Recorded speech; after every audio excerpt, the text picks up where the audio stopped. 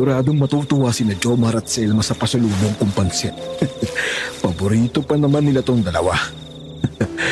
Ay, parang nakikita ko nang mag-aagawan pa yung dalawang yun. Yung dalawang yun talaga, oh. Ano yun? Diyos ko, mukhang mga taong paniki yun, ah. Mga aswang. Ako, ang mag-iina ko. Hindi. Diyos ko, huwag naman sana. Lorena! Jomar! Selma! Ang mag-iina ko! Lorena, asawa ko, anong ginawa nila sa'yo? Jomar, Selma, mga anak ko, bakit pati kayo? Bakit?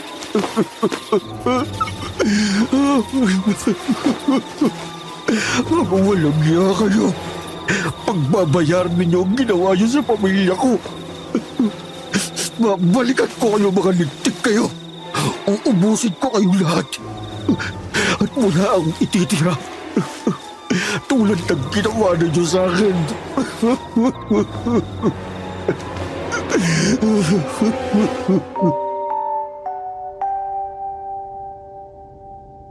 Magandang araw sa iyo, Miss Ligaya. At sa lahat ng nakikinig sa inyong channel na Aswang Confessions. Ako po si Jennifer. Hindi ko tunay na pangalan. Isa akong marketing consultant sa isang pribadong kumpanya sa Quezon City. Sa totoo lang, matagal kong pinag-isipan kung dapat ko bang ibahagi ang kwentong ito. Tuwing naaalala ko ang lahat ng pinagdaanan namin ng best friend kong si Rochelle, hindi rin niya tunay na pangalan, ay hindi ko maiwasang mangilabot. Hanggang ngayon parang bangungot pa rin ang lahat ng nangyari. Nangyari ang karanasang ito noong taong 1998. Nangayain ko si Rochelle na umakyat ng bundok sa isang probinsya na mas pipiliin ko na lamang huwag pangalanan. Aaminin ko sa iyo, Miss Ligaya. Mahilig talaga kaming magkaibigan sa mountain climbing. Akala namin ay magiging masaya. Puno ng adventure at karaniwang akyat bundok lang ang araw na iyon. Ngunit hindi namin inakala na maliligaw kami. At sa aming pagkaligaw, haharap kami sa isang matinding panganib. Isang bagay na hindi man lang pumasok sa isip naming posible palang mangyari. Kung hindi dahil sa isang matandang lalaki na tumulong sa amin, na itatago ko na lang sa pangalang Mang Manolo, baka hindi na kami nakabalik ng buhay. Rochelle, sagutin mo naman ang cellphone mo. Kanina pa ako tumatawag sa'yo eh. Alam mo ba kung anong oras na? Napakainit ng sikat ng araw at pakiramdam ko. Lalong umiinit ang ulo ko sa paghihintay. Ilang beses ko nang tinitingnan ang relo ko. 6:00 na ng umaga at wala pa rin si Rochelle. Kung ilang minuto na lang, may iwan na kami ng bus papunta sa pupuntahan namin. Hello, Jen! Oh, Bes, pasensya ka na ha. Nalobat kasi ang cellphone ko kaya kinailangan ko muna i-charge. Pagkabukas ko, ang dami mo na pala missed call. Sorry talaga. Nasaan ka na ba? Kanina pa ako dito. Alam mo namang ayokong malate sa pupuntahan natin, di ba? Kaya nga sinadya nating agahan ng call time eh. Malapit na ako, Bes. Nasa kanto na ako ng kalsada. Konting tiis na lang. Nakikita ko na ang terminal. Napakunot ang noo ko. Malapit na. Ilang beses ko na bang narinig yan sa kanya kapag may lakad kami. Ang dami niyang excuse. Sana lang ay hindi na magkaaberya ang lakad namin. Ang tagal namin pinaghandaan ang araw na yon. At na akong umakyat ng bundok, hindi pwedeng masira ang planong ito dahil lang sa pagiging late niya. Matagal ko ng kaibigan si Rochelle. Pero kapag tungkol sa mga ganong lakaran, gusto ko sana pareho kaming seryoso. Hindi lang naman yung simpleng gala. Gusto ko lang makalayo sa lungsod. Huminga ng malalim at maramdaman ang katahimikan ng kalikasan. Bago pa man bumalik sa magulong realidad. Kung malapit ka na, bilisan mo na. Baka maiwan tayo ng bus. Alam mo namang ayokong mapunta lang sa wala tong plano natin. Ilang buwan natin itong pinag-ipunan, tapos masisira lang dahil sa pagka-late mo? Ay nako, Bes. Hindi talaga kita mapapatawad kapag naiwan tayo ng bus. Kahit kailan ang OA mo, ha? Oo na. Ito na nga, tumatakbo na ako. Huwag ka mag-alala. Hindi ako papayag na maiwan tayo ng bus. Excited din ako sa pupuntahan natin, ano? Napabuntong hininga na lang ako. Excited? Kung excited siya, sana kanina pa siya nandito. Ayoko namang mag-away kami dahil lang sa sobrang pagka-OA ko na makaalis at makapaglamyarda. Ang importante sa mga oras na yon, makasakay kami sa bus at makapunta sa aming destinasyon. Ilang minuto pa nakita ko na si Rochelle. Hingal na hingal. Bitbit ang malaking backpack niya. Agad akong lumapit at hinila siya. Ay, sa wakas. Akala ko talaga iiwan na tayo ng bus eh. Kung ilang minuto ko pang na-late, sigurado akong maiiwan na tayo. Alam mo bang halos magpanik na ako rito? Oo, sorry na, Bes. Nagka-traffic lang sa daan. Hindi ko naman sinasadya. Tsaka, nag-charge pa ako ng phone ko. Pero heto na ako, di ba? Tara na. Bago pa tayo magsabunutan at pagsampalan dito sa labas ng terminal. Napailing na lang ako. Traffic sa ganong oras. Pero hinayaan ko na lang. Ang mahalaga dumating na rin siya. Nagmadali kang bumili ng ticket at sumakay agad sa bus. Sakto lang at paalis na ito. Ay, grabe Rochelle, muntik na talaga tayo. Pero buti na lang nakahabol tayo. Hindi ako makapaniwala. Mangyayari na talaga to. Ang tagal nating pinangarap to, di ba? Ang akyatin ang isa sa pinakamataas na bundok dito sa Pilipinas. Napangiti si Rochelle. Pero napansin ko na tila may bahid ng pag-alala sa mukha niya, Miss Ligaya. Oo nga, Bes. Excited din ako. Pero medyo kinakabahan ako eh. Napakunot ang noo ko sa sinabi niya. Kinakabahan? Bakit naman? Kinakabahan ka? Bakit ka naman kinakabahan? Ito na yung matagal nating pinagplanuhan at pinag-ipunan. Ang pangarap nating adventure. Ano pa bang dahilan para kabahan ka? Tumingin si Rochelle sa labas ng bintana at parang may malalim siyang iniisip. Kasi kanina pa tayo sa daan. Ilang beses nang muntik mabangga itong bus. Parang may pumipigil sa atin, Jen. Hindi ko maintindihan. Hindi ako nakasagot. Totoo ang sinabi ni Rochelle. 4 na oras pa lang ang lumilipas mula nang magsimula ang biyahe. Pero ilang beses nang muntik mabangga ang bus sa ibang sasakyan. Mabuti na lang at mahusay magmaneho ang driver at mabilis na nakaiwas sa disgrasya. Ngunit hindi porke may nangyaring ganon, ay kailangan na naming ikabahala. Ano ka ba, Rochelle? Nagkataon lang yun. Ganyan talaga sa daan, maraming sasakyan. Minsan may mga pasaway na driver kaya nagkakaroon ng mga muntikang banggaan na yan. Huwag kang mag-isip lang kung ano-ano. Normal lang yan. Umiling si Rochelle at parang hindi siya kumbinsido sa sinabi ko. Hindi ko alam, Bes. Iba talaga yung pakiramdam ko eh. Parang may babala. Ilang beses na halos bumangga tayo eh. Tapos biglang nakakaiwas. Hindi ba nakapagtataka yun? Parang may pumipigil sa atin na tumuloy sa pupuntahan natin. Ay, ikaw talaga, Rochelle. Masyado kang nega kung mag-isip. Masyado kang nagpapaniwala sa mga pamahiin at kung ano-anong bagay. Huwag kang mag-alala. Walang mangyayaring masama sa atin. Pagiging maayos ang lahat. Kakarating tayo doon ng ligtas. At masusulit natin ang adventure na to. Kalma ka lang, okay? Ay, sana nga, Bes. Sana nga. Pilit akong ngumiti sa kanya. Umaasang makukumbinsi ko siya. Tumingin lang siya sa akin. At kahit hindi siya ngumiti, parang medyo gumaan naman ang pakiramdam niya. Napangiti ako. Alam kong medyo kinakabahan pa rin siya. Pero sa mga oras na yon, sapat na ang pagkumbinsi ko sa kanya. Ang mahalaga, nakasakay na kami sa bus at patungo na kami sa aming destinasyon. Sa bundok na matagal na naming pinapangarap na akyatin. Hindi ko na iniisip pa ang mga sinabi niya. Para sa akin, excited na ako sa adventure na naghihintay sa amin. Ilang oras pa ang lumipas. At sa wakas narating na namin ni Rochelle ang probinsya kung saan matatagpuan ang bundok na aakyatin namin. Ang simoy ng hangin ay sariwa at napakaganda ng mga tanawin. Nawala ang lahat ng pagod ko sa biyahe nang makita ko ang malaking bundok sa harapan namin.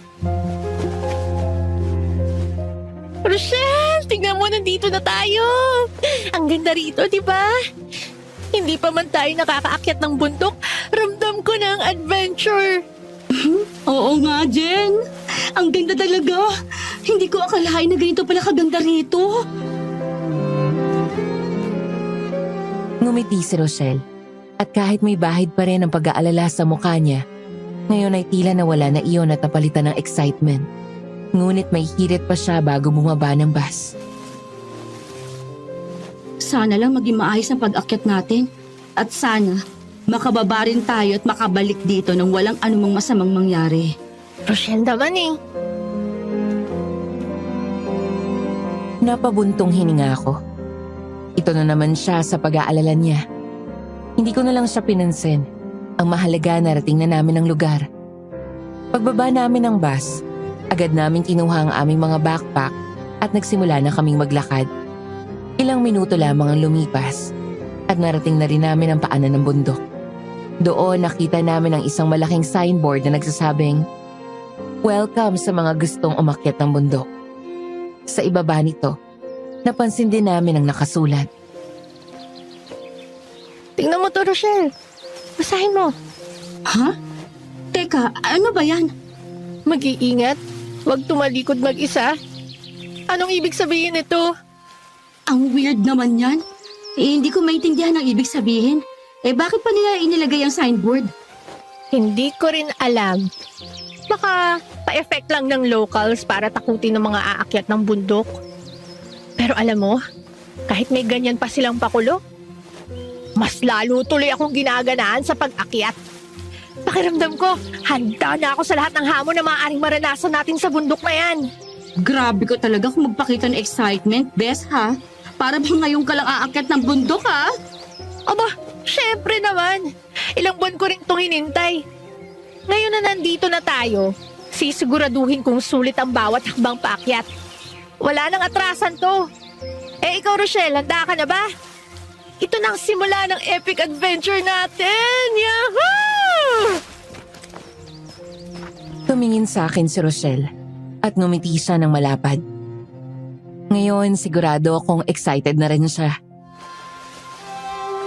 Handang-handa na, Bes! Tara na! Excited na rin ako makita ang view sa tuktok! Sinimulan na naming akyatin ang bundok. Sa simula, madali lang dahil hindi pa matarik ang daan at banayad lang ang sikat ng araw. Malamig ang simoy ng hangin at napapalibutan kami ng luntiang mga puno. Habang naglalakad, masaya kaming nagkukwentuhan at nagtatawanan ni Rochelle. Pero habang tumatagal, unti-unting humihirap ang aming pag-akyat. Mahirap na ang daan. Matarik, mabato, at mas nakakapagod. Ilang oras na ang lumipas nang mapansin kong paubos na ang dala kong tubig. Pagtingin ko sa water jug, halos wala na itong laman.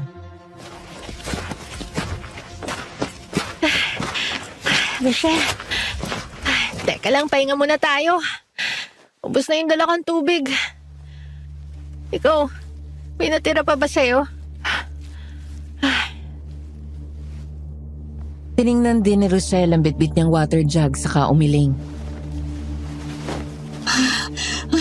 Ako rin, Bes. Kaunti na lang ang laman ng lalagyan ko. Hindi ko inakalang ganito kabilis tayo mauubusan ng tubig.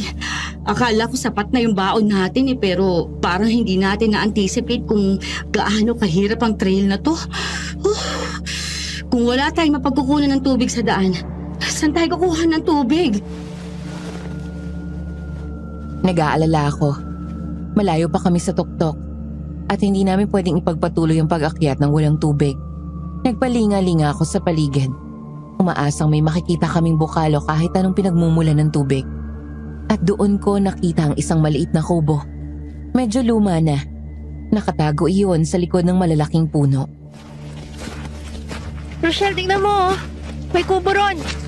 Baka may nakatira. Pwede tayong humingi ng tubig. Napatingin si Rochelle sa direksyon na itinuro ko. Medyo nag-aalangan pa siya. Kubo? Sino naman kaya nakatira sa kubo na yan sa gitna ng bundok? Baka delikado riyan. Ano ka ba, Rochelle? Mas delikado kung mauubusan tayo ng tubig. Tara na, subukan lang natin. Wala namang masama kung magtatanong lang tayo. Kahit nag-aalangan, sumama sa akin si Rochelle. Naglakad kami papunta sa kubo. Nang makalapit kami, kumatok ako sa pinto. Walang sumasagot, kaya kumatok ako ulit. Ngayon ay medyo malakas na. Maya-maya, bumukas ang pinto. Isang matandang lalaki ang lumabas. Sobrang payat niya. Lubog ang mga mata. Maitim ang balat at mahaba ang buhok na nakalugay. May mga tattoo din siya sa mga braso. Nakakatakot ang itsura niya. Pero desperado na kaming makahingi ng tubig. Magandang araw po, Tatang. Pasensya na po sa abala. Naubusan po kasi kami ng tubig eh. Pwede po ba kaming makahingi ng maiinom? Tumingin lang sa amin ang matanda. Hindi siya nagsalita, Miss Ligaya. Tahimik lang siya at nakatitig sa amin. Medyo nailang ako pero pilit pa rin akong ngumiti. Tatang, kahit kaunting tubig lang po. Nauuhaw na po talaga kami. Nakikiusap po kami kahit kaunti lang po. Wala pa ring imik ang matanda. Pumasok siya sa loob ng kubo at pagbalik niya, may dala na siyang malaking tapaya na may lamang tubig. Sa pamamagitan ng senyas, sinabi niyang lagyan namin ng tubig ang mga dala naming lalagyan. Agad naming sinunod ang utos niya. Kumuha kami ng tubig mula sa tapayan at agad ding uminom. Napakasarap ng tubig. Malamig at nakagiginhawa sa pakiramdam. Maraming salamat po, Tatang. Malaking tulong po to sa amin. Akala ko po talaga wala na kaming makukuhanan ng tubig dito. Ay, salamat po talaga, Tatang. Pasensya na po sa abala. Tumingin lang muli sa amin ang matanda, ngunit hindi pa rin siya nagsalita. Tahimik lang siya. Sa palagay ko ay baka siya ay pipe, kaya hinayaan na lang namin. Sige po, Tatang. Salamat po ulit. Aalis na po kami. Paalam po. Naglakad na kami palayo sa kubo.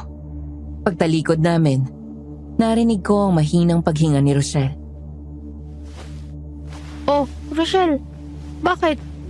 May problema ba? Bes, tignan mo. Lumingon ako at nakita ko si Rochelle nakatingin sa likuran namin. Paglingon ko sa kubo, nakita ko ang matandang lalaki. Nakatayo pa rin siya sa labas ng kubo at matalim ang pagkakatitig niya sa amin habang papalayo kami. Nakakakilabot ang kanyang mga tingin, Miss Ligaya. Bes, nakakatakot yung matanda. Tignan mo, titig na titig pa rin siya sa atin. Parang gusto niya tayong kainin ng buhay. Parang may mali sa kanya, Jen. Bilisan na natin. Kailangan natin makalayo rito. Oo nga, no. Diyos ko. Bigla akong kinabahan sa sinabi ni Rochelle. May kakaiba nga sa pagkakatitig ng matanda sa amin. Para bang nanilisik ang kanyang mga mata. Tila ba handang kumain ng tao. Tara na, Rochelle. Bilis. Huwag mo na siyang tingnan. Nakakatakot talaga siya, Bes. Sana pala hindi na lang tayo humingi ng tubig sa kanya. Baka mamaya may kung ano pang inihalo siya sa tubig na ibinigay at ininom natin. Oo, nakakatakot siya. Pero wala naman siguro siyang nilagay na kung ano sa tubig. Eh di sana nahilo na tayo o bumula yung bibig natin. Ang mabuti pa, ituloy na lang natin ang paglalakad. Bilisan na lang natin ang hakbang. Nagmadali kaming maglakad. Halos tumakbo na. Hindi na namin nilingon pa ang matandang lalaki. Ang tanging nasa isip namin ay makalayo sa kubo na yon. Ramdam ko ang kaba ni Rochelle at unti-unting nararamdaman ko na rin ang kaba sa sarili ko. Nang makalayo na kami sa kubo at sa lugar na yon, saka pa lang kami nakahinga ng maluwag ni Rochelle. Ay, salamat. Nakalayo na tayo. Grabe, Bes. Nakakatakot talaga yung matanda. Parang hindi siya ordinaryong tao. Sana, hindi na natin siya makita ulit. Oo nga eh. Pero huwag ka na mag-alala. Nakalayo na tayo. Pagbaba natin ng bundok, hindi na tayo muling dadaan doon. Pero habang naglalakad kami, unti-unti kong napansin na may kakaiba. Ang daang tinatahak namin ay hindi na tulad ng kanina. Wala na ang mga palatandaang gumagabay sa amin patungo sa aming destinasyon. Rochelle, napansin mo ba? Parang iba nang dinaraanan natin. Wala na yung mga araw na nakaguhit sa mga puno. Yung mga palatandaang nagsisilbing gabay papunta sa tuktok ng bundok. Oo nga, Bes. Nawawala nga. Mukhang hindi na ito ang daan paakyat sa tuktok. Wala na akong nakikitang palatandaan. Nasaan na yung mga marka? Nasaan na yung mga puting araw na nakaukit sa mga puno? Biglang bumilis ang tibok ng puso ko, Miss Ligaya. Hindi maganda ang kutob ko. Huwag ka muna mag-isip ng hindi maganda, Rochelle. Baka naman nalagpasan lang natin. Tara, maglakad-lakad ulit tayo. Baka nasa likod lang ng puno yung mga palatandaan. Kaya nagpatuloy kami sa paglalakad. Naghahanap ng anumang senyales na nasa tamang daan kami. Pero habang naglalakad kami, parang mas napapalayo kami sa tamang lugar. Mas padami ng padami ang mga puno sa paligid at unti-unting dumidilim ang paligid. Napatingin ako sa suot kong relo at nakita ko na 4:00 na ng hapon. Ilang oras na kaming naglalakad pero wala kaming makitang mga palatandaan. Nawawala ang mga kulay puting araw na nakaukit sa puno. Walang mga marka. Walang kahit anong senyales na nasa tamang daan kami. Rochelle, sa tingin ko, naliligaw na tayo. Biglang nanlaki ang mga mata ni Rochelle. Ang kabay kanina nasa mukha lang niya, ngayon naging takot. Diyos ko, Bes. Naliligaw tayo. Paano na yan? Baka mamaya hindi na natin mahanap ang totoong daan. Hindi na tayo makakalis dito. Paano na tayo makakababa? Paano na tayo makakabalik sa pinanggalingan natin? Huwag ka magpanik, Rochelle. Mahanap din natin ang palatandaan. Hindi tayo pwedeng sumuko. Makakarating tayo sa tuktok at makakababa ng maayos. Magtiwala ka lang. Kahit sinabi ko yun, hindi ko alam kung saan ako kumukuha ng lakas. Ang totoo, sobrang kinakabahan na rin ako. Ang lakas ng loob ko at excitement ay biglang nawala. Mukhang tama nga ang sinabi ni Rochelle nang nakasakay pa kami sa bus. May hindi magandang mangyayari. Nararamdaman ko nang malapit na ako magpanik nang may nakasalubong kaming 2 babae. Sa tansya ko, ang isa ay nasa 40 anyos at ang isa naman ay nasa 60 anyos na. Mas matanda ang huli kaysa sa matandang lalaking una naming nakita. Ngunit hindi tulad niya, mukha silang mababait. Maaamo ang kanilang mga mukha at nakangiti sila sa amin. Naisip namin na magtanong sa kanila. Magandang hapon po. Pasensya na po sa abala. Naliligaw po kasi kami eh. Alam niyo po ba kung saan ang daan papunta sa tuktok ng bundok? Hindi na po kasi namin makita ang mga palatandaang nakamarka sa mga puno. Magandang hapon din sa inyo, mga ineng. Oo, alam namin. Dito kasi kami nakatira sa bundok kaya kabisado namin ang lahat ng pasikot-sikot dito. Pati na ang daan papunta sa tuktok. Ako nga pala si Conchita at ito naman ang kapatid kong si Divina. Sa sinabi nila, medyo gumaan ang pakiramdam ko. Sa wakas, may tutulong na sa amin. Mga turista kayo, ano? Mukhang nagmula kayo sa syudad, ah. Alam nyo, marami talaga naliligaw dito sa bundok. Lalo na yung mga unang beses pa lang na nakarating dito. May mga kabataan, meron ding matatanda. Sa itsura nyo, Mukhang naligaw nga kayong dalawa. Halatang pagod na pagod kayo at sobrang nag-aalala ang mga mukha ninyo. Alam namin ang daan papunta sa tuktok, kaso malapit ng dumilim. Mapanganib dito sa bundok kapag gabi na. Mapanganib? Bakit naman po mapanganib dito? Biglang naging seryoso ang mukha ni Ate Divina. Dahil may gumagalang aswang dito sa bundok tuwing gabi. Delikadong abutin kayo ng dilim dito. Napakunot ang noo ko sa sinabi niya, Miss Ligaya. Aswang? May aswang pa ba sa panahong ito? Ano po? Aswang? Diyos ko, totoo po ba na may aswang dito?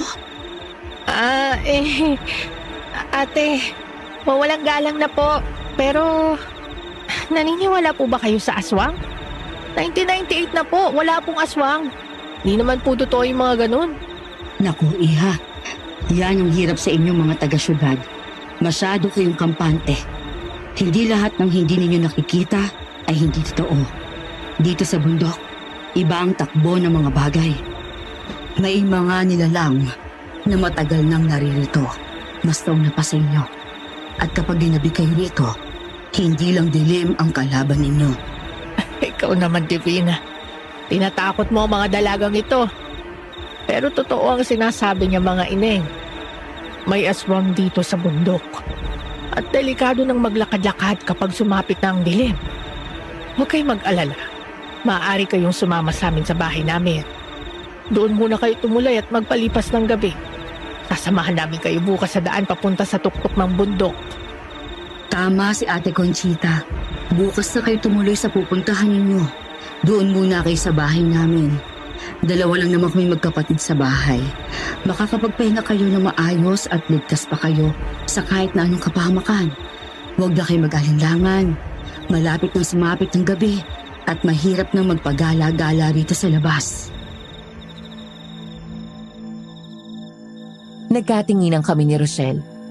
Mukha naman silang mababait at hindi gagawa ng masama. Tila gusto lang talaga nilang tumulong. Sa totoo lang, wala rin naman kaming ibang pagpipilian. Malapit nang magdilim at ayaw naming abutan pa ng gabi sa daan. Pagod na rin kami. Kung magtatayo pa kami ng tent, lalo lang kaming mahihirapan. Maraming salamat po. Kung hindi po makakaabala sa inyo, sige po, tatanggapin po namin ang paanyaya nyo. Ay, salamat po talaga, Ate Conchita at Ate Divina. Mabuti na lang po at nakita namin kayo. Kami ang dapat magpasalamat sa inyo, mga ineng. At nakita namin kayo. Dahil ngayong gabi, may makakasama kami ni Divina. Bihira kasi kami magkaroon ng bisita sa bahay. Kaya natutuwa kami kapag may mga turistang nakikituloy sa amin.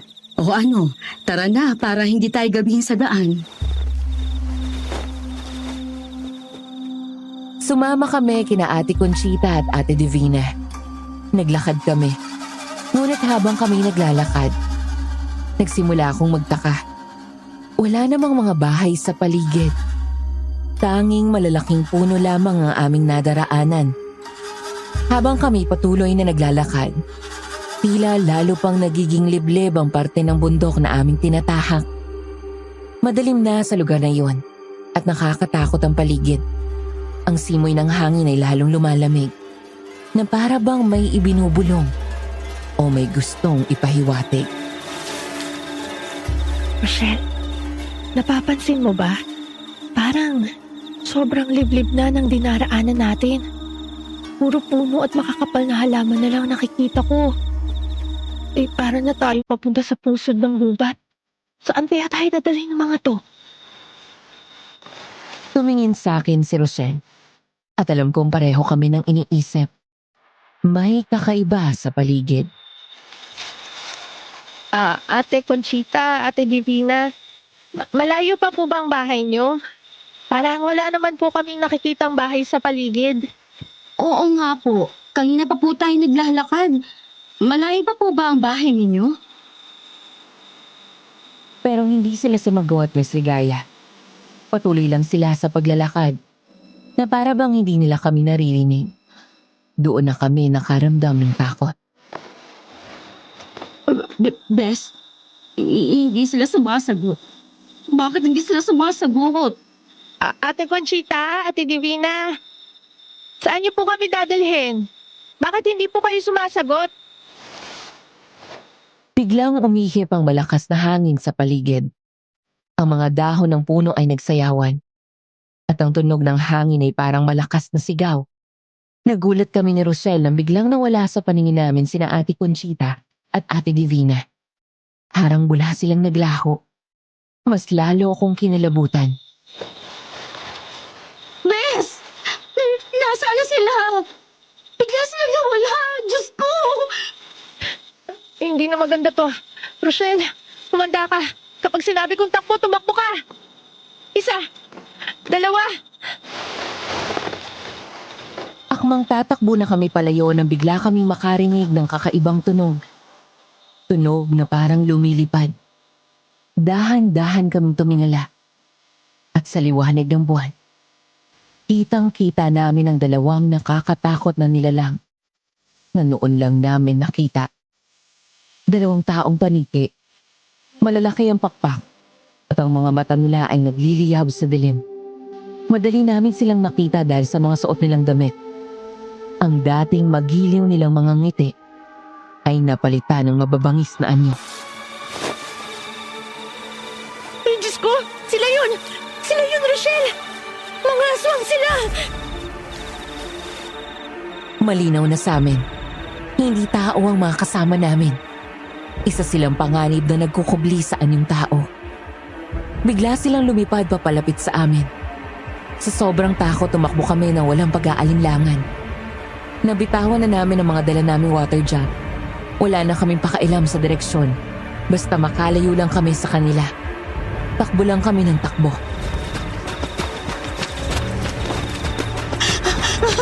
Takbo, Bes! Takbo! Hinahabol na nila tayo, Diyos ko! Ano ba itong napuntahan natin?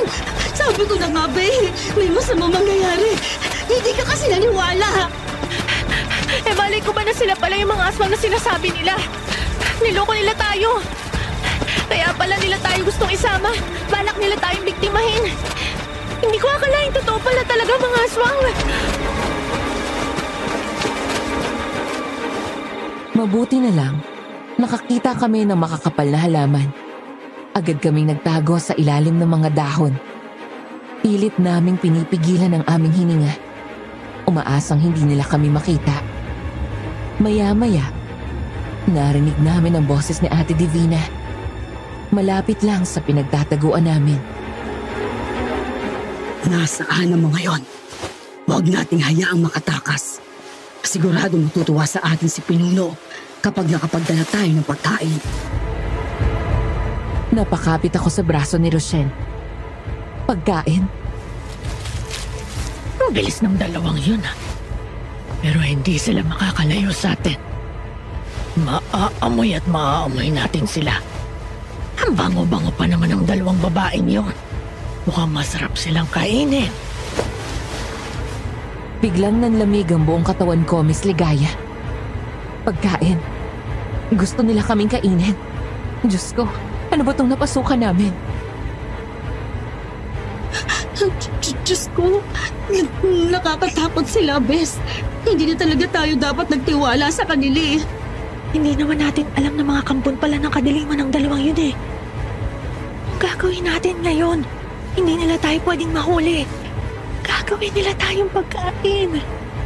Ayoko pa mamatay, Bes. Kailangan natin makaalis dito. Narinig namin ang tunog ng kanilang paglipad papalayo. Naghintay kami ng ilang minuto hanggang sa siguradong wala na sila. Dahan-dahan kaming lumabas sa pinagtataguan. Ang dilim ng gabi ay lalong naging nakakakilabot. Alam kong nasa panganib pa rin kami. Hindi pa kami nakakaliw sa mga aswang. Kailangan namin makahanap ng paraan para tuluyang makaalis sa lugar na yun. Pero paano? Habang nanginginig kami sa takot, bigla kaming nakaramdam ng pagkalabit sa aming likuran. Nanindig ang lahat ng balahibo ko sa katawan. Hindi ako makahinga. Si Rochelle naman ay napakapit sa akin ng mahigpit. Dahan-dahan kaming lumingon at muntik na kaming mapasigaw nang makita namin kung sino ang kumalabit sa amin. Diyos na mapagin. Gulat na gulat kami nang makita ang matandang lalaki sa kubo. Ang matandang kinatakutan namin. Ang payat niyang katawan, ang lubog niyang mga mata, at ang mahaba niyang buhok ay lalong naging nakakatakot sa gitna ng dilim. Anong ginagawa niyo rito? Diyos ko, Bes! Bakit nandito ang matandang yan? Baka siya yung sinasabi ng dalawang aswang na pinuno nila. Lalong humilis ang tibok ng puso ko. Posible kayang siya kaya ang pinuno ng mga aswang? Bakit kayo nandito? Aswang din ba kayo? Bigla kaming nagulat na magsalita ang matanda. Akala namin ay pipi siya. Dahil hindi man lang siya nagsalita nang humingi kami sa kanya ng tubig. Shh! Huwag kayong maingay. Kung ayaw ninyong maging hapunan ng mga aswang na yan. Sumanad kayo sa akin. Kailangan natin makalayo agad. Malapit lang dito ang kuta nila, kaya delikado tayo rito. Kung gusto niyo pang mabuhay, sundin ninyo ang sinasabi ko. Nagkatinginan kami ni Rochelle. Nagdadalawang isip kami kung magtitiwala ba kami sa kanya. Pero ang boses niya ay puno ng otoridad. At ang sitwasyon namin ay desperado. Wala kaming nagawa. Sinunod na lang namin siya. Maingat kaming lumabas sa pinagtataguan namin at sinundan siya. Naglakad siya sa matalahib na parte ng bundok. Sa mga lugar na hindi namin inakalang may daan. Madilim ang paligid. At bawat tunog ay nagpapabilis ng tibok ng aming mga puso. Hindi namin namalayan na naroon ulit kami sa kubo, kung saan kami nanghingi ng tubig sa kanya. Maingat niyang binuksan ang pinto ng kubo at pinatuloy kami sa loob. Nang makapasok na kaming lahat, maingat niyang ikinandado ang pinto. Ang tunog ng kandado ay tila ba nagbigay ng kaunting seguridad, pero ang kaba ay nananatili sa amin. Bakit niyo kami dinala rito? Anong balak niyo sa amin? Napansin ko ang takot sa mukha ni Rochelle. Halos maiyak na siya sa sobrang kaba. Parang awa niyo na po. Huwag niyo po kami saktan. Huwag niyo po kami patayin at kainin. Ayaw pa po namin mamatay. Maawa na po kayo sa amin, Tatang. Wala po kaming ginawang masama sa inyo. Nakikiusap po kami. Tumingin sa amin ang matanda. Nagulat kami nang bigla siyang ngumiti. Isang ngiting hindi namin inaasahan. At bakit po naman kayo papatayin at kakainin? Hindi naman ako aswang. Dinala ko kayo rito para ligtas. Bakit? Ayaw niyo ba? Po! Nagulat kami ni Rochelle sa sinabi niya, Miss Ligaya. Hindi pala siya aswang. Ang bigat sa dibdib ko ay medyo gumaan. Pero may pagtataka pa rin. Kung hindi naman pala kayo aswang, bakit po ang sama ng tingin niyo sa amin kanina? Ang akala tuloy namin, may masama na kayong balak sa amin. Oo nga po. Napagkamalan tuloy namin kayong masamang tao kanina kasi yung mga tingin niyo sa amin parang kakainin niyo kami ng buhay. Napailing ang matanda at parang medyo nainis sa sinabi namin. Ano? Porque nakatitig lang ako sa inyo na pagkamalan nyo na agad akong aswang at masamang tao? Grabe naman kayo sa akin. Ganun lang talaga ako tumingin. Lalo na sa mga taong hindi ko lubos na kilala. Noon ay napagtanto namin ni Rochelle na nagkamali kami ng paghusga sa kanya. Totoo, nakakatakot ang tingin niya sa amin. Pero marahil ay ganun na lang talaga ang kanyang ugali. Nakaramdam kami ng hiya sa aming naging pag-aakala.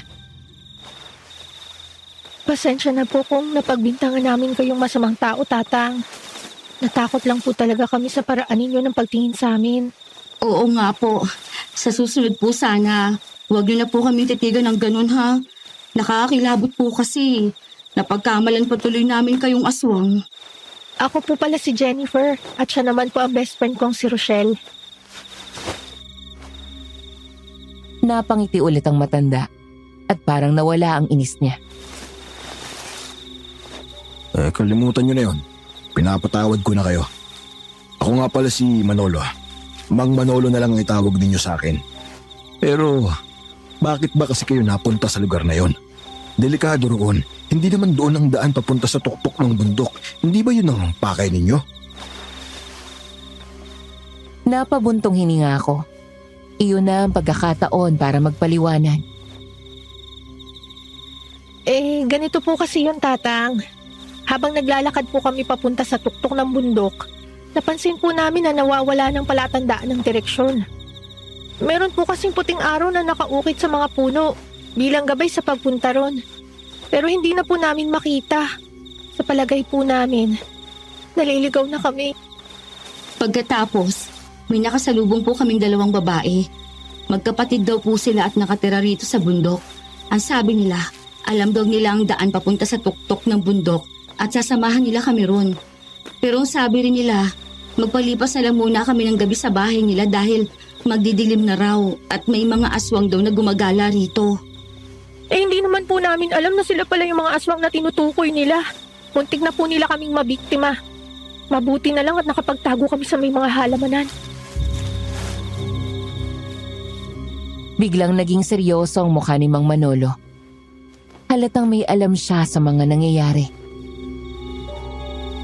Dapat hindi kayo basta-basta nagtitiwala sa mga nakakasalubong nyo rito sa bundok.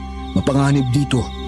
May mga aswang na gumagala at marami sa kanila ang naglulungga sa bahaging yun ng bundok. Nakakatakot naman po, Mang Manolo. Hanggang ngayon, hindi ko pa rin makalimutan ang itsura nila eh. Para sila mga taong paniki. Malalaki ang pakpak, matatala sa mga kuko, at nagliliyab yung mga mata sa dilim. Pakiramdam ko kahit sa panaginip ko, susundan pa rin nila ako. Dati hindi talaga ako naniniwala sa mga aswang eh. Pero ngayon, napatunayan kong totoo nga sila. At narito sila sa bundok na to. Sana pala hindi na lang kami napunta rito. Kung alam lang namin na may mga nilalang palang ganito rito, hindi na sana kami sumubok pa. Ngayon, ang tanging gusto ko na lang ay makaligtas kami at makauwi. Napabuntong hininga at napailing si Mang Manolo. Lumapit siya sa amin at sa mahinahong tinig ay nagsalita. Wala na tayong magagawa. Nandito na kayo eh. Ang kailangan niyong gawin, bukas na bukas din, makakababa na kayo ng bundok. Siguradong hahanapin nila kayo. Hindi nila kayo titigilan hanggat hindi nila kayo nakukuha. At kapag natuntun nila kayo, hindi na kayo makakaalis ng buhay. Bigla kaming kinabahan sa sinabi niya. Hahanapin daw kami ng mga aswang na yon. Diyos ko, anong gagawin namin? Ngunit nakahinga kami ng maluwag ng... Ngayong gabi, dito muna kayo. Ako na ang bahala sa pagbabantay sa inyo. Pero tandaan ninyo, huwag kayong lalabas. Ano man ang marinig ninyo sa bundok na ito, ang tunog ng gabi, hindi palaging galing sa hayop. Minsan, ang akala mong iyak ng uwak, huli na pala ng aswang. Ang akala mong yabag lang ng hayop, paan na pala ng nilalang na gutom sa laman. Kaya kung may marinig kayo, iyak, sigaw, o kahit bulong, huwag ninyong papansinin. Huwag kayong kikilos, huwag kayong magsasalita, at higit sa lahat, huwag na huwag kayong lalabas. Salamat po, Mang Manolo.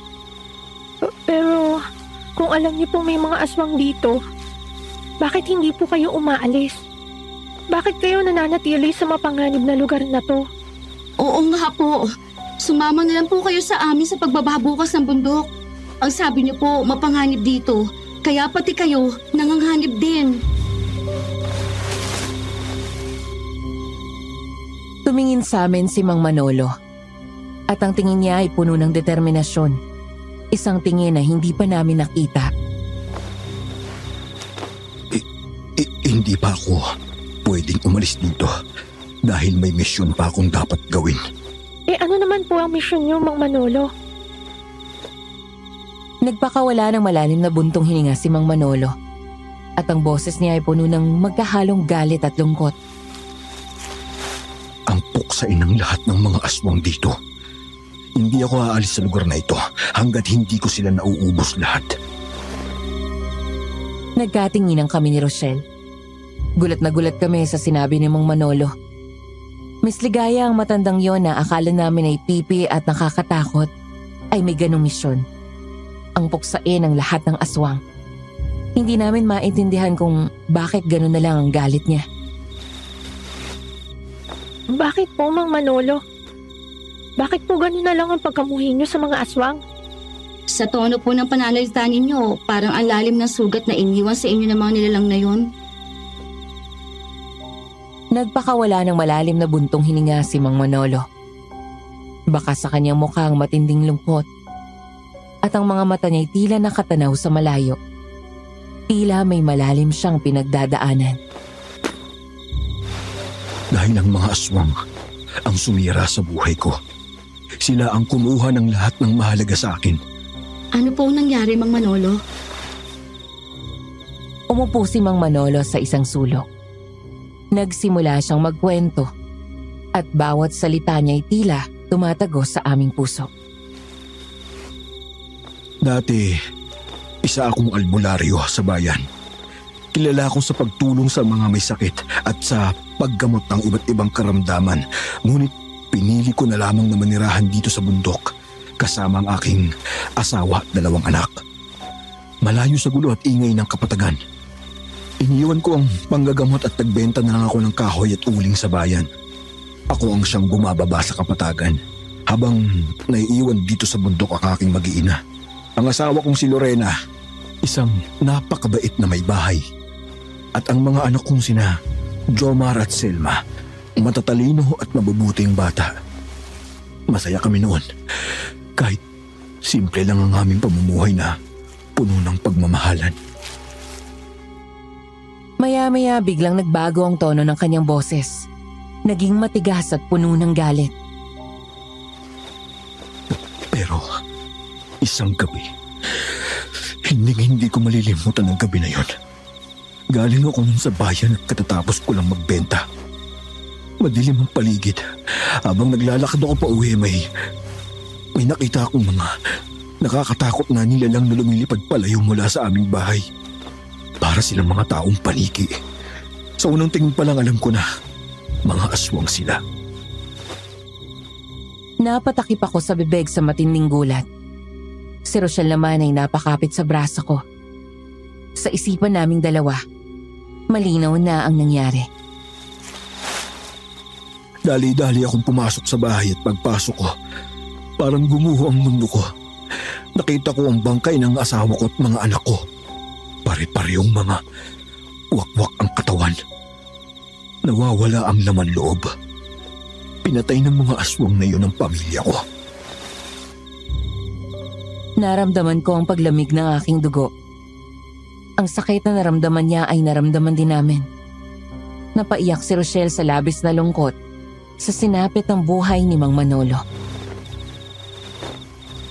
Diyos ko, napakasakit po ng pinagdaanan ninyo. Kung sa akin po nangyari yung ganun, baka hindi ko po kayanin. Baka ikamatay ko pa. Kaya pala ganun na lang yung galit niyo sa mga aswang. Hindi po madali ang nangyari sa inyo. Wala ng pamilya sa ganung paraan. Napakasakit at napakahirap kalimutan. Galit na galit ako. Isnumpa ako sa sarili kong gagantihan ko sila. Pagkatapos kong mailibing ang aking mag-iina, nagsimula akong maghunting ng mga aswang. Gabi-gabi, nag-aabang ako sa dilim, naghahanap, nagmamasid.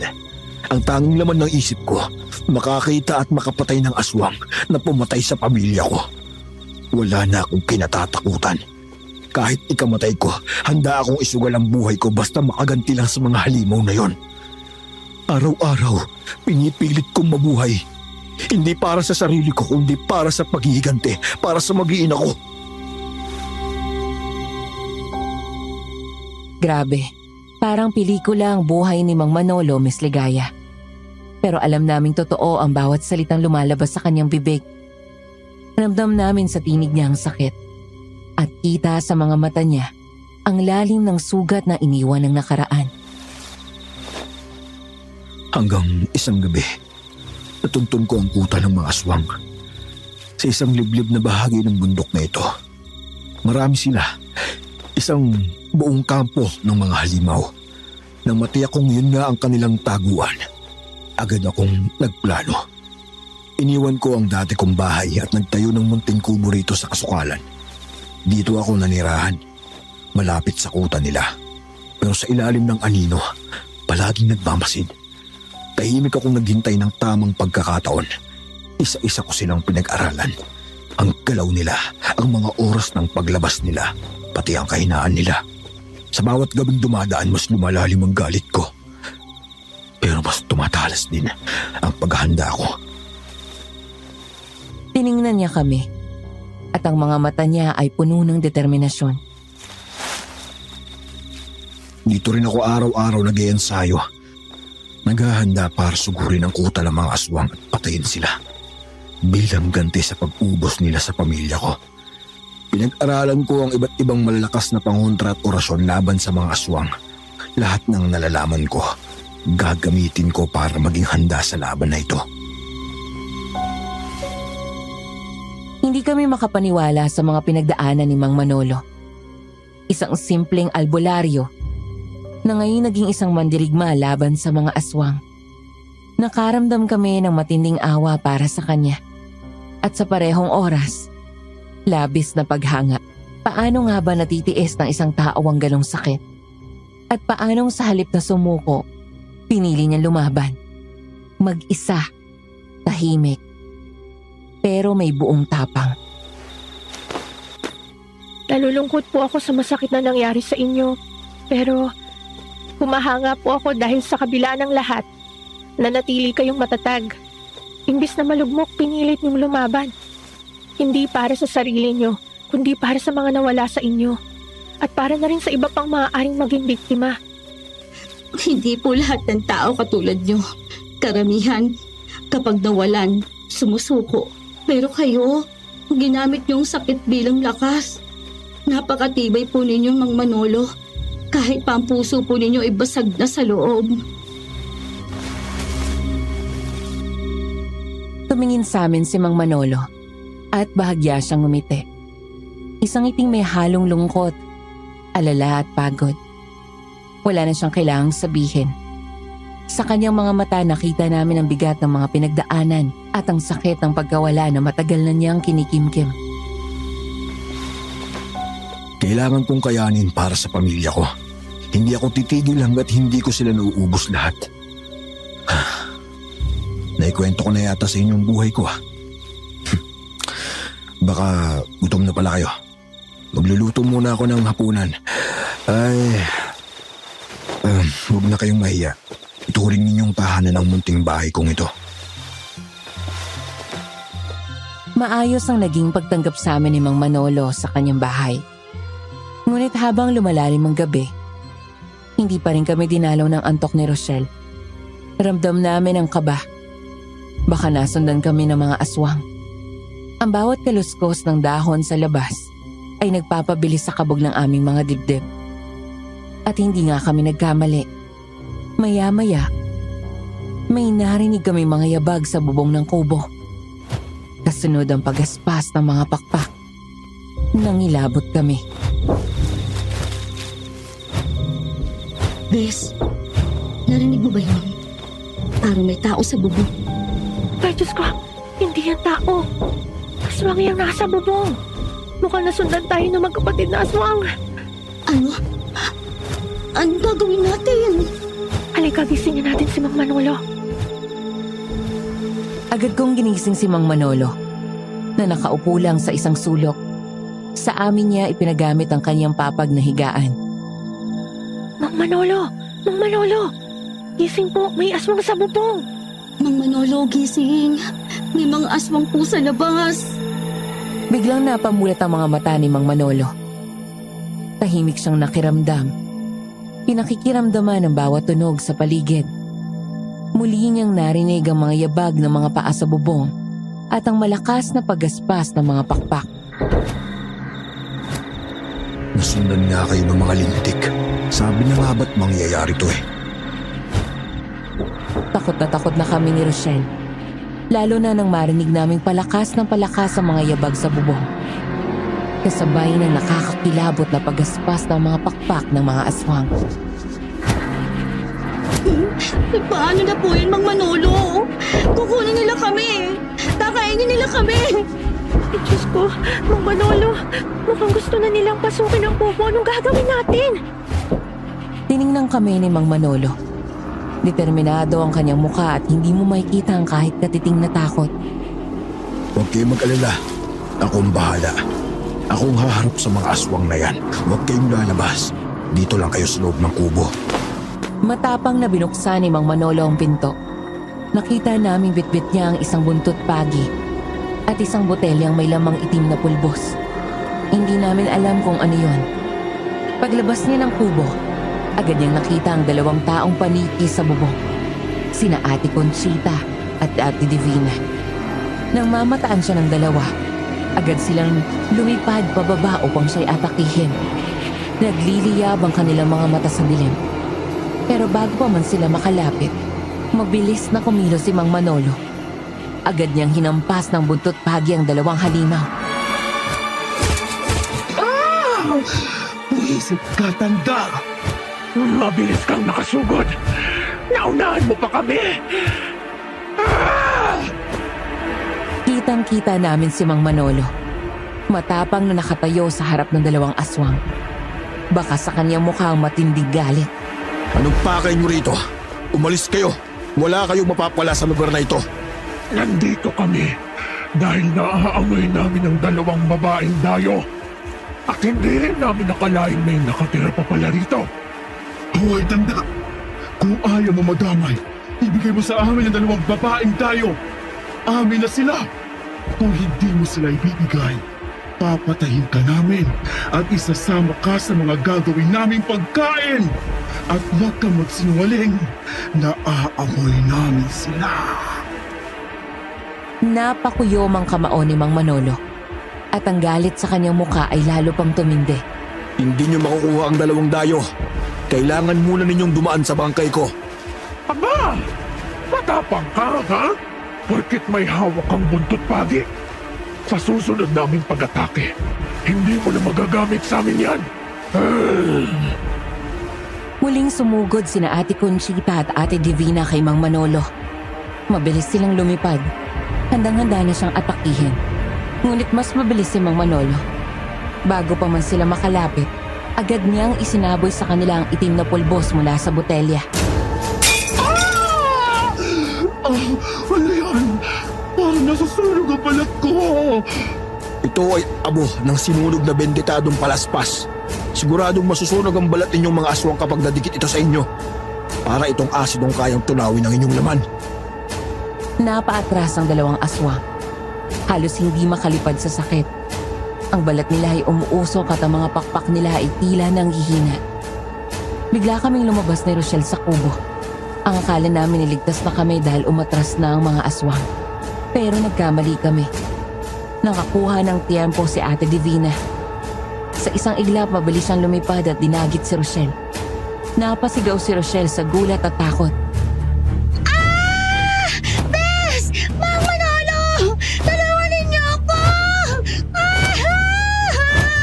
Rochelle! Bitiwan mo ang kaibigan ko! Ibalik mo siya! Nakangisi si Ate Divina habang lumilipad palayo. Hawak-hawak si Rochelle. Akala mo siguro, ganun lang kadaling talunin kami, ano, tanda? Naunahan kita, no? O ngayon, ano na ang gagawin mo? Ate Conchita, ikaw na ang bahala sa isa. Akmang susunggaban na sana ako ni Ate Conchita. Kahit na nangihina, pilit pa rin siyang lumipad. Ngunit muling kumilos si Mang Manolo. Mabilis niyang sinabuyan ng pinulbos na palaspas ang mas matandang aswang. Kasabay ng isang malakas na hampas ng buntot pagi. Sa sobrang dami ng pulbos na tumama kay Ate Conchita, nalapnos ang kanyang balat at pati ang mga pakpak niya ay nasunog. Labis siyang nanghina. Halos hindi na makalipad. Wala kaya ka! Napuruhan mo ka!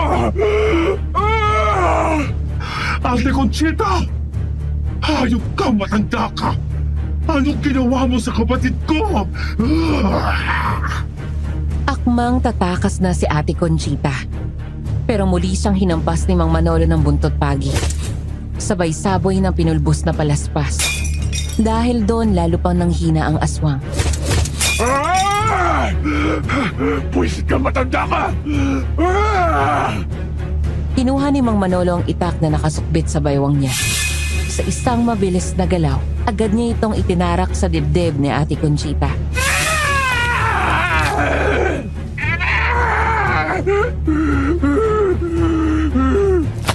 Agad bumagsak sa lupa ang aswang at tuluyang nawala na ng buhay.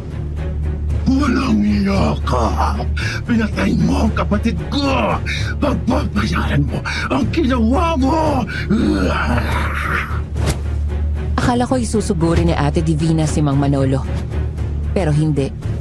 Galit na galit siyang lumipad palayo. Pitpit pa rin si Rochelle na patuloy sa pagsigaw at paghingi ng tulong. Bes! Mang Manolo! Tulungan niyo ako! Tulungan niyo ako! Dadalhin niya ako sa mga aswang! Ayoko! Tulungan niyo ako! Ibalik mo ang kaibigan ko, aswang! Mang Manolo, ano pang gagawin natin? Kinuha ng aswang si Rochelle! Tumingin sa akin si Mang Manolo.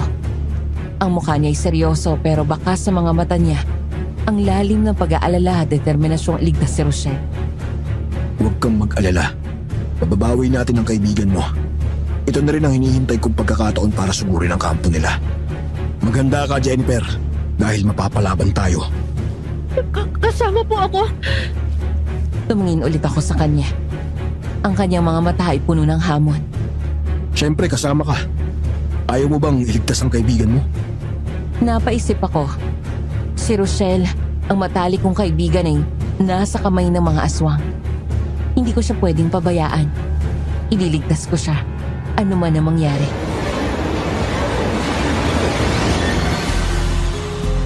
Kasama po ako sa inyo, Mang Manolo. Magkasabay kaming umakyat dito ni Rochelle. Magkasabay din kaming bababa. Ngumiti sa akin si Mang Manolo, isang ngiting puno ng pag-asa. Kung ganun, humanda ka. Dahil mapapalaban tayong dalawa. Ililigtas natin ang kaibigan mo at uubusin ko ang mga aswang na yan. Panahon na para pagbayarin ko sila sa pagpatay nila sa pamilya ko. Agad kaming naghanda. Kinuha ni Mang Manolo ang kanyang backpack. Doon yata nakalagay ang lahat ng gamit niyang pangontras sa mga aswang. Handa ka na ba, Jennifer? Delikado ang pupuntahan natin. Pero kailangan natin gawin ito. Handa na po ako, Mang Manolo. Para to kay Rochelle. Lumabas na kami ng kubo at tinahak ang dilim ng gabi. Malamig ang simoy ng hangin na nanunuot sa balat ko. Habang naglalakad kami, matindi ang kaba sa dibdib ko, Miss Ligaya. Bawat kaluskos, bawat tunog ng dahong natatapakan namin, parang nagpapatalon sa puso ko. Hindi ko maiwasang matakot. Lungga ng mga aswang pupuntahan namin. Matagal din kaming naglakad sa mga daanang hindi ko alam na mayroon pala sa bundok na yon. Ang tanging ilaw namin ay ang liwanag ng buwan at ang maliit na flashlight ni Mang Manolo. Pagkaraan ng ilang minuto, narating din namin ang sinasabi niyang kuta ng mga aswang. Tahimik kaming nagtago sa likod ng isang malaking puno at dahan-dahang sumilip para makita ang paligid. Para itong isang maliit na pamayanan sa pinakaliblib na bahagi ng bundok. May mga kubong nakatayo roon na gawa sa kahoy at dahon. Sa labas ng kuta ay may mga nagbabantay. May mga aswang na nagbabantay, Mang Manolo. Oo, may mga nagbabantay sa labas ng kuta nila. Pero huwag kang mag-alala. May paraan tayo para makapasok nang hindi nila tayo nakikita o naaamoy. Kinuha ni Mang Manolo ang isang botelya mula sa kanyang backpack. May laman itong malapot na langis na kulay berde. Ano po yan, Mang Manolo? Oh, ito. Ipahid mo to sa balat mo, Jennifer. Ang langis na yan ang magsisilbing panangga natin.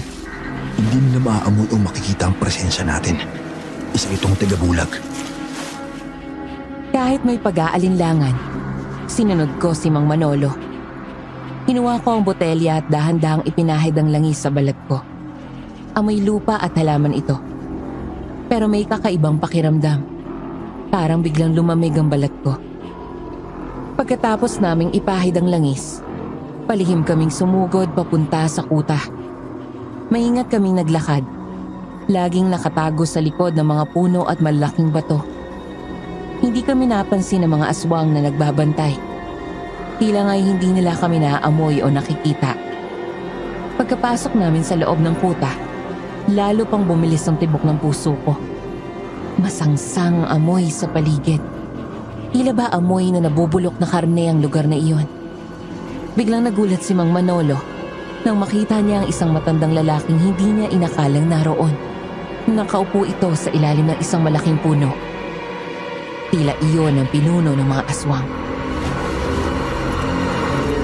Wancho, anong ginagawa mo rito? Sino po si Wancho?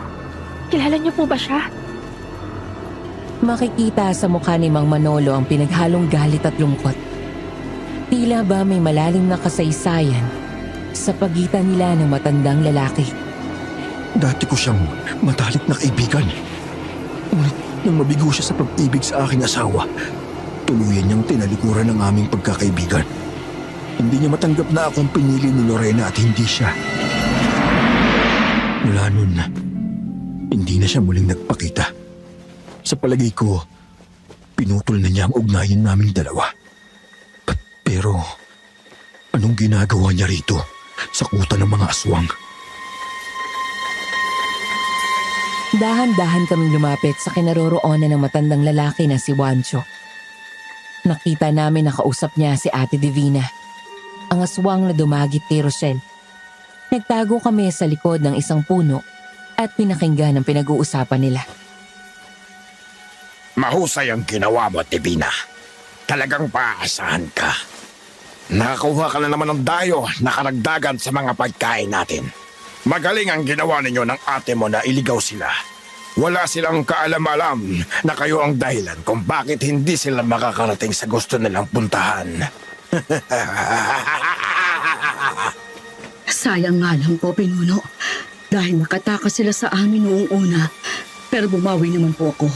Nakuha ko ang isa sa kanila. Nanlaki ang mga mata ko. Kaya pala hindi namin mahanap-hanap ang daan papunta sa tuktok ng bundok. Sinadya nila kaming iligaw. Sila pala ang dahilan kung bakit hindi namin matagpuan ang mga palatandaan.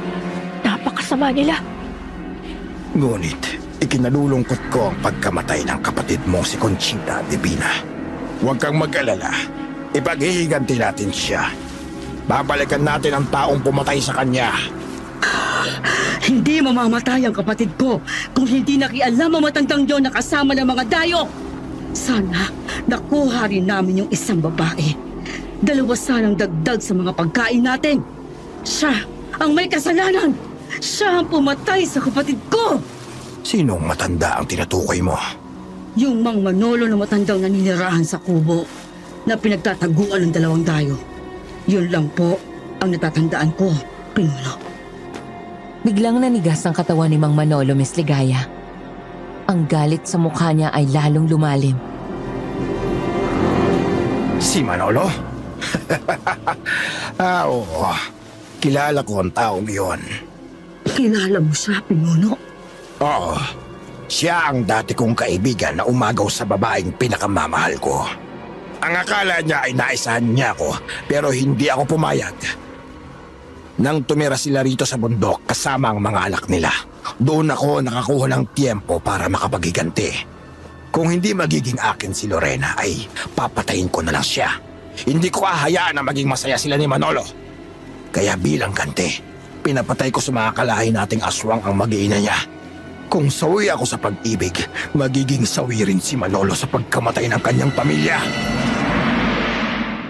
Nanlaki ang mga mata namin ni Mang Manolo sa aming narinig. Miss Ligaya, ang twist sa kwento ay mas masakit pa sa inaasahan. Si Wancho, ang dating kaibigan ni Mang Manolo. Ang utak sa likod ng pagpatay sa pamilya niya. Dahil sa inggit at paghihiganti. Dahil sa narinig, nagpuyo sa galit si Mang Manolo. Ang katawan niya ay nanginig sa matinding puot. Hindi na siya nakapagpigil. Sa isang iglap nagpakita siya kina Juancho at Ate Divina. Ang mukha niya ay puno ng galit at ang mga mata niya ay nagliliyab. Ang laban ay magsisimula na. At sa pagkakataong ito, hindi na lang para kay Rochelle, kundi para na rin sa hustisya ng pamilya niya. Ikaw? Ikaw pala ang nagpapatay sa mag-ina ko?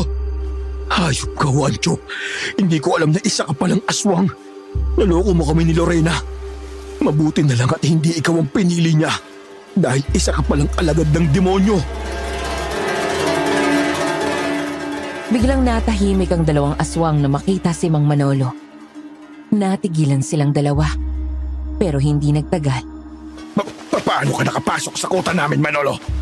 Alam mo kakayahan ko, Juancho. Albularyo ako. Alam mo may mga alam akong kapangyarihan para makapasok dito sa lungga ninyo nang hindi nyo namamalayan. Siya yung sinasabi ko sa iyo, Pinuno. At kasama niyang isa pang dayo. Pagkakataon na natin ito, Pinuno. Tapusin na natin ang dalawang yan. Kailangan kong maipaghiganti si Ate Conchita. Ang akala mo ba, Manolo, ay uubra ang pagiging albularyong pulpul mo rito sa teritoryo ko? Nagkakamali ka. At oo, niloko ko kayong dalawa ni Lorena at nagpaloko naman kayo. Anong gagawin mo ngayon? Gagantihan mo ko sa ginawa ko sa pamilya mo? Wala kang magagawa, Manolo. Hindi ka na makakaalis ng buhay rito. Kasama ang babaeng dayo na yan. Mamamatay na kayo rito. Kasama yung nakuha naming babae. Gagawin namin kayong pagkain.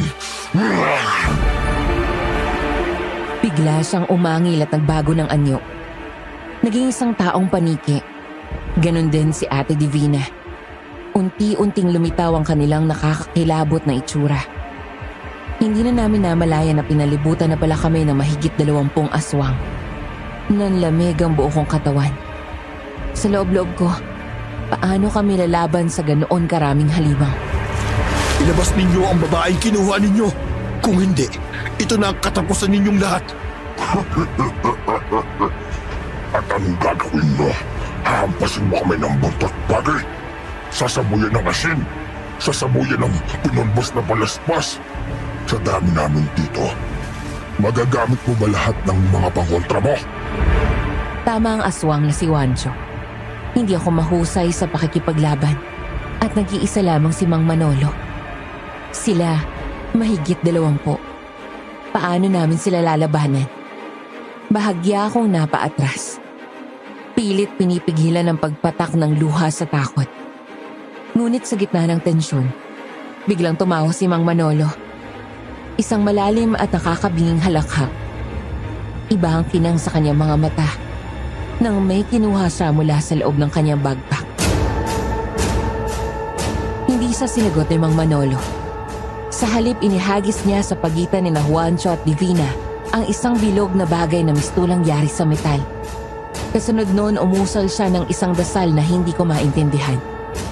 Unti-unting lumalim ang kanyang boses habang binibigkas ang mga salitang tila hinugot mula sa sinapupunan ng lupa. Para akong nanlumo habang pinapanood siyang para bang nakikipag-ugnayan sa isang puwersang hindi ko maipaliwanag. At biglang,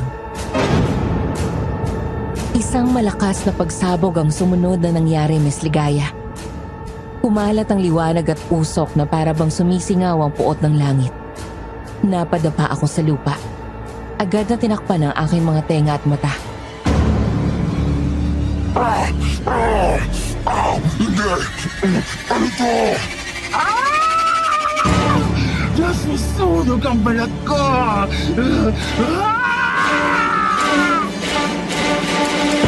Nang tingnan ko ang mga aswang, naghuhumiyaw sila sa matinding sakit. Nagliliyab ang kanilang mga balat. Ang ilan ay nangingisay na sa lupa habang ang iba'y bumubula ang bibig. Nakatitig sa amin ng may halong galit at takot. Anong ginawa niyo, Mang Manolo? Anong uri ng pangontra ang ginamit niyo sa kanila? Isa yung bomba na ako mismo ang gumawa. Ang laman niyan ay pinaghalo-halong benditadong tubig, bawang, asin, kalamansi, pinulbos na palaspas, at dinikdik na dahon ng sinukuan. Sinabayan ko pa ng orasyon ay pinamana pa sa akin ng aking ama na isa ring mahusay na albularyo noon. Yan ang pinakamabisang pamatay sa mga kagaya nila. Hindi pa dyan nagtatapos ang lahat. Tignan mong mabuti ang mangyayari. Muli kong nilingon ang mga aswang at nakita kong lalo pa silang namimilipit sa matinding sakit. Ano nangyari sa akin? Ano nangyari sa katawan ko? Ayun ka, Manolo!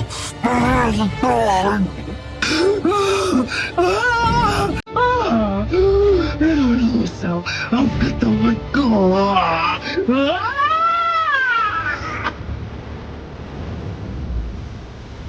Umalingaw-ngaw sa buong paligid ang nakakabihing hiyawan ng mga aswang. Puno ng dalamhati at paghihirap ang kanilang mga sigaw, habang unti-unti silang nilalamon ng apoy. Kitang-kita ko kung paanong nag-aalimpuyo ang kanilang mga katawan. Ang balat nila'y natutuklap, nalulusaw, at sa ilang saglit lang ay naging abo. Hindi ako nakakilo sa kinatatayuan ko. Para akong estatwang natigilan sa sobrang pagkabigla. Pero si Mang Manolo, nakatayo sa gitna ng usok at nagliliyab na katawan ng mga aswang. Matatag, matapang at hindi natinag ni Katiting. Yan ang ganti ko sa inyo. Mamamatay kayong lahat, mga kampo ng demonyo. Sa wakas, naipaghiganti ko na rin ang mag-iina ko. Hindi na kayo makakapambiktima pa ng mga inosenteng tao. Kasabay ng pagsabog ng galit ni Mang Manolo, ang huling sigaw ng mga aswang. Sunod-sunod ang pagbagsak ng kanilang mga katawan na wala ng buhay. Sa gitna ng usok, naramdaman ko ang hangin. Malaya. Tila gumaan bigla ang paligid. Pero bago pa man ako makabawi ng hininga,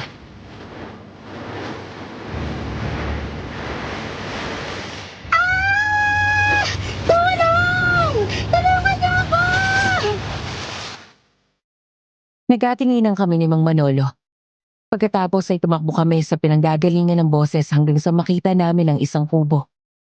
Doon nagmumula ang sigaw ni Rochelle. Dali-dali kami pumasok sa loob.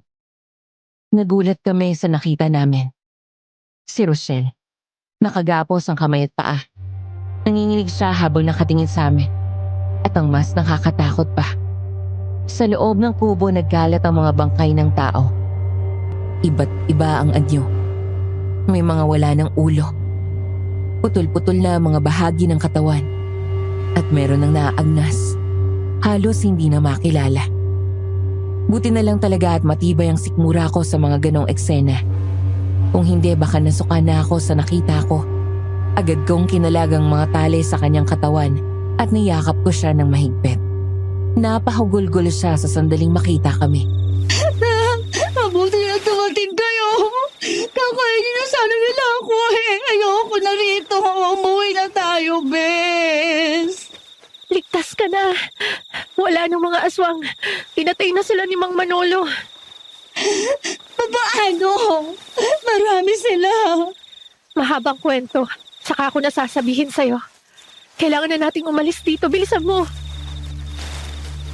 Hindi na kami nag-aksaya ng oras.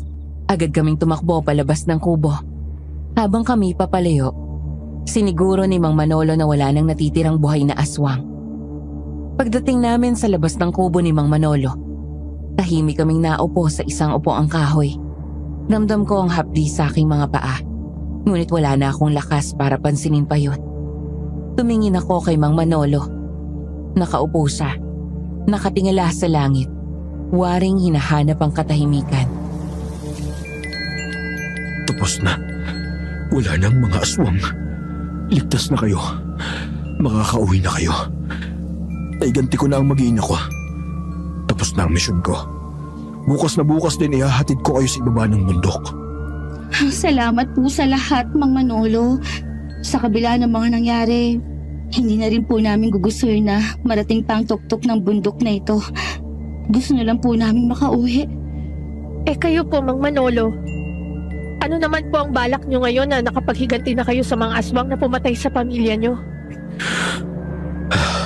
Mananatili pa rin ako rito sa bundok. Ito na ang tahanan ko. At saka, magbabantay pa rin ako. Baka sakaling may lumitaw pang ibang masasamang aswang. Hindi po namin kayo makakalimutan, Mang Manolo. Muli, salamat po sa pagliligtas sa amin. Mag-iingat po kayo rito. Mag-iingat din kayo palagi. Kinabukasan, maaga kami bumaba ng bundok. Tahimik ang paligid. Parang walang nangyari. Ngunit sa loob ko, hindi ko pa rin makalimutan ang lahat ng nasaksihan ko sa bundok na iyon. Nang malapit na kami sa paanan ng bundok, bigla kong naalala ang signboard na nakita namin bago kami umakyat. Rochelle, naalala mo yung signboard na nakita natin dito? Yung may babala? Oo, naalala ko yun, Bes. Bakit niyo naitanong? Balikan natin. Gusto ko lang makita ulit. Nang puntahan namin ang dating pwesto ng signboard, laking gulat namin. Wala na ito roon. Nasaan na yun? Hindi ba dito mismo nakalagay yung signboard? Oo nga, no? Bigla na lang nang wala. Nakapagtataka. Miss Ligaya, pagbalik namin sa syudad, nagpasya kaming huwag ikwento kanino man na nangyari sa amin. Alam naming walang maniniwala. At kung sakali mang may makinig, baka sabihin gawa-gawa lang namin ang lahat. At ito ang karanasang hindi namin makakalimutan. Sa tingin niyo, napatay ka ni Mang Manolo ang lahat ng aswang sa bundok? O baka may natira pa? Kung may mga karanasan kayo na katulad ng sa amin, i-share nyo lang sa comment section para mabasa ko rin. At syempre, huwag kalimutang i-like ang video at mag-subscribe sa channel na ito. Maraming salamat at more power sa inyong lahat.